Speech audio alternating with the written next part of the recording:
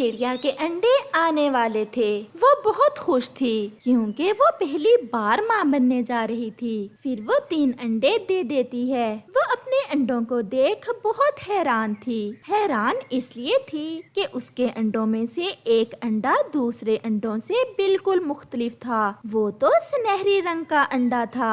ये मेरे एक अंडे का रंग ऐसा क्यों है? भगवान करे मेरा ये बच्चा ठीक हो, कहीं ये मेरा अंडा खराब ना हो। चिड़िया अपने सुनहरी अंडे को लेकर बहुत परेशान थी। फिर एक दिन जंगल का मौसम अचानक से बदल जाता है। जंगल में गहरे बादल आ जाते हैं और साथ में तेज हवा चलना शुरू हो जाती है। फिर अचानक एक तेज हवा का झोंका आता है और चिड़िया के घोंसले को उड़ाकर नीचे फेंक देता है। चिड़िया के 2 अंडे तो टूट जाते हैं, लेकिन सुनहरी अंडा बच जाता है।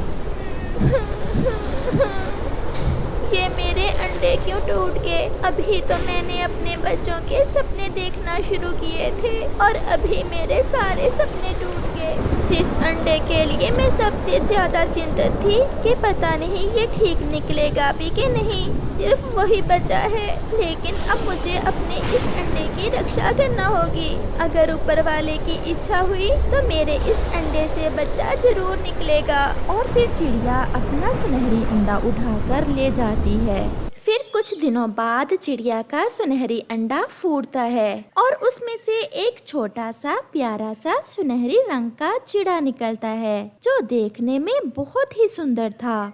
ये मेरा बच्चा तो बहुत सुंदर है। कितना प्यारा सुनहरी रंग है मेरे बच्चे का। मैं तो ऐसे ही डरी हुई थी। काश आज मेरे दूसरे अंडे भी होते तो उनमें से भी प्यारे प्यारे बच्चे निकलते। मेरे घोंसले में कितनी रौनक लग जाती। लेकिन अब मैं अपने इस बच्चे का बहुत ख्याल रखूंगी। मेरे जीने का सहारा मेरा यही बच्चा है। ऐसे ही दिन गुजरते गए। चिड़िया का बच्चा अब बड़ा हो गया था, लेकिन चिड़िया ने अभी तक उसे घोंसले से बाहर नहीं निकलने दिया था। वो खुद ही अपने बच्चे के लिए तरह तरह के स्वादिष्ट भोजन लाती और उससे ऐसे बर्ताव करती जैसे वो आज ही अंडे से निकला हो। एक दिन चिड़िया की सेहत थोड़ा खराब थी। उसमें हिम्मत नहीं हो पा रही थी कि वो भोजन की खोज में निकले, लेकिन वो अपने बच्चे को भूखा भी तो नहीं देख सकती थी। वो कोशिश करती है, लेकिन हर बार नाकाम होकर वापस घोंसले में ही बैठ जाती है। मम्मा, मुझे आपकी तबीयत कुछ ठीक नहीं लग रही है। क्या हुआ है आपको? हाँ मेरे बच्चे, कुछ ज्यादा नहीं, बस थोड़े थोड़े चक्कर आ रहे हैं। माँ, आज मैं भोजन की खोज करके लाऊं? लेकिन बेटा, तू कैसे जाएगा? तू तो कभी भी घोंसले से बाहर नहीं गया और ना ही तुम कभी ज्यादा उड़े हो, और तुम्हें तो भोजन की खोज करना भी नहीं आता है। फिर तुम कैसे जा सकते हो? माँ प्लीज, अब आप मुझे ना रोकना। अब तो मुझे खुद से शर्म आती है जब मैं इतना जवान होकर घोंसले में बैठा रहता हूँ और आप इस उम्र में भोजन की खोज में जाती हैं। माँ, मैं सारी जिंदगी इस घोंसले में बैठकर नहीं गुजार सकता, और अगर मैं घोंसले से निकलूंगा नहीं तो सीखूंगा कैसे? हाँ बेटा, मैंने तो कभी ये सोचा ही नहीं तुम घोंसले में थोड़ा सारी जिंदगी बैठ सकते हो। तुमने तो एक उम्र गुजारनी है। बाहर की दुनिया में बहुत सी मुश्किलात का सामना करना है। मुझे माफ करना बेटा, मैंने आप पर इतनी पाबंदी लगाकर अच्छा नहीं किया, लेकिन अब मैं आपको नहीं रोकूंगी। जाओ बेटा, जो तुम्हारा मन करे वही करना। हाँ, अच्छाई और बुराई में फर्क को हमेशा समझना। जाओ बेटा, भगवान तुम्हारी रक्षा करे। फिर चिड़िया का सुनहरी बेटा एक ऊंची उड़ान लेता है और भोजन की खोज में चला जाता है। आज वो पहली बार घोंसले से बाहर भोजन की खोज में निकला था। खुली फजा में उड़ने का उसे तो बहुत मजा आ रहा था। वो उड़ता रहा, यहाँ वहाँ देखता रहा। फिर उसे एक जगह दाना दिखाई देता है। वो जमीन पर उतरता है, दाना लेता है और वापस घर आ जाता है। माँ, जो अपने बच्चे के लिए बहुत चिंतित हो रही थी, अपने बेटे की कामयाबी पर बहुत खुश हो जाती है। देखा माँ, आपका बेटा कितना बहादुर है, आज पहले ही दिन दाना ढूंढ लाया। हाँ बेटा, मेरा बेटा तो सच में बहुत बहादुर है। बेटा, आज मुझे भी सीख मिल गई कि माँ बाप का प्यार अपने बच्चों को आगे बढ़ाने के लिए होना चाहिए, ना कि उन्हें काहिल बनाने के लिए। फिर वो दोनों माँ बेटा खुशी खुशी अपना जीवन बिताते हैं। शाम का समय था जब कालू कौवे के मामा जी कालू कौवे से मिलने आ जाते हैं। मामा जी, आप, और वो भी इस समय? तो क्या मैं अपने भांजे से मिलने नहीं आ सकता? और ये क्या, तुम्हारा घोंसला तो सारे का सारा ही टूटा हुआ है। क्या तुम ऐसे घोंसले में रहते हो? और मुझे रात कहाँ रखोगे? मैं तो ये सोच कर आया था कि कुछ दिन तुम्हारे पास रहूंगा। मामा जी, पिछली बारिश में मेरा घोंसला टूट गया था। बस यही सोच रहा था कि आज या कल अपना नया घर बना लूंगा। वो तो तुम कभी नहीं बना सकोगे, क्योंकि मुझे पता है तुम भी अपने मामा की तरह नकम्मे हो। क्या कोई कमजोर पक्षी तुम्हारे आसपास नहीं रहता? उससे छीन लो उसका घोंसला। मामा जी, मेरे पड़ोस में वो सामने एक चिड़िया रहती है। वो बहुत कमजोर है, परंतु मैं डर रहा था कि कहीं वो शोर न मचा दे। फिर कालू का मामा जी कालू के कान में कुछ कहता है और वो दोनों उस चिड़िया की तरफ जाते हैं। वो चिड़िया के घर के दरवाजे पर दस्तक देते हैं। कौन कौन है बाहर? चिड़िया बहन, मैं हूँ कालू कौवा। दरवाजा खोलें, मैं बड़ी मुश्किल में हूँ। क्या हुआ कौवे भैया, और ये आपके साथ कौन है?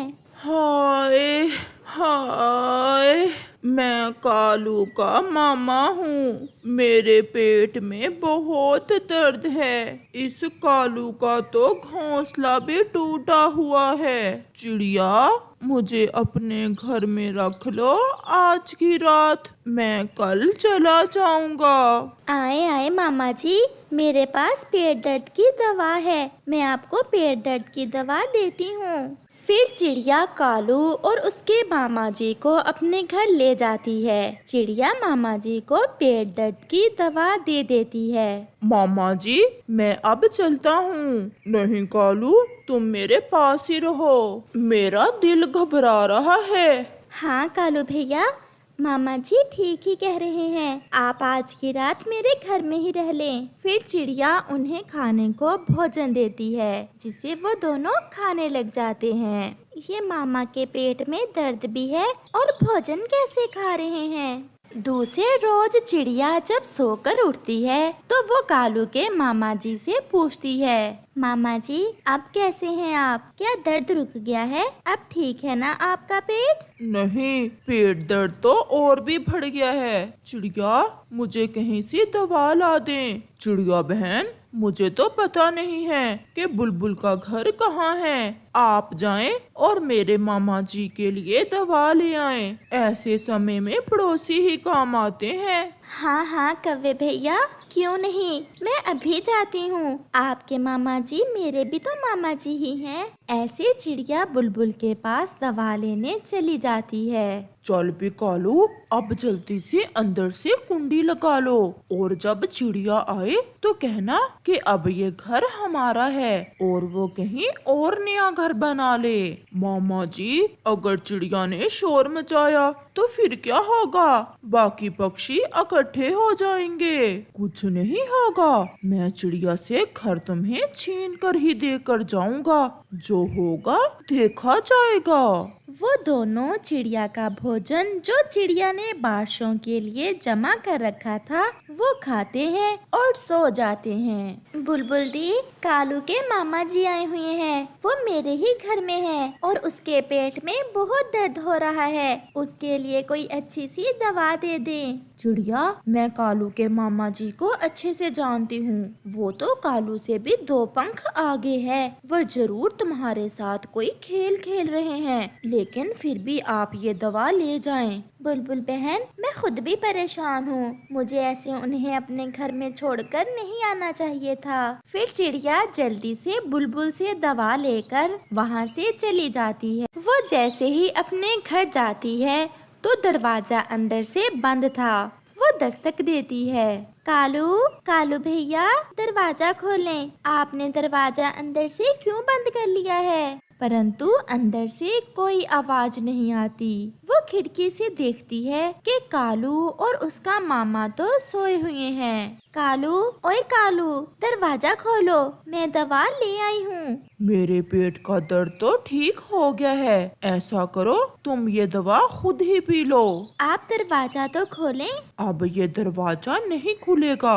आज से ये घर हमारा है। चलो भागो यहाँ से। मामा जी, शर्म करें, ये आप क्या कह रहे हैं? जो तुमने सुना, मामा जी वही कह रहे हैं। भाग जाओ यहाँ से। मेरा घोंसला टूट गया था और मामा जी ने अच्छी सलाह दी मुझे कि तुम्हारे घर पर कब्जा कर लें। ऐसे कैसे कब्जा कर लोगे तुम मेरे घर पर? मैं अभी सब पक्षियों को इकट्ठा करती हूँ। फिर चिड़िया शोर मचाती है। तोता और कबूतर चिड़िया का शोर सुनकर वहाँ आ जाते हैं। चिड़िया बहन, क्या हुआ?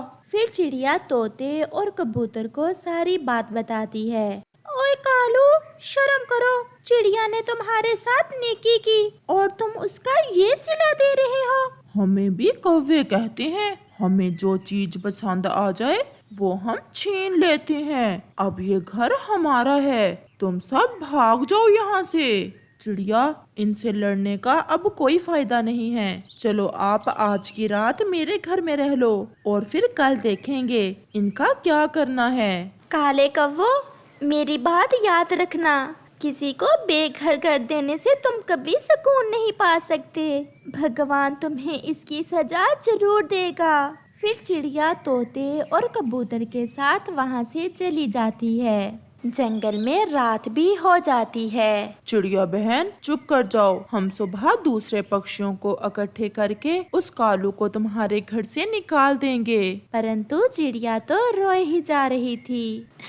मैंने वो घर बहुत मुश्किल से बनाया था और वो कौवे मुझे कमजोर देखकर मेरा घर छीन ले गए मुझसे।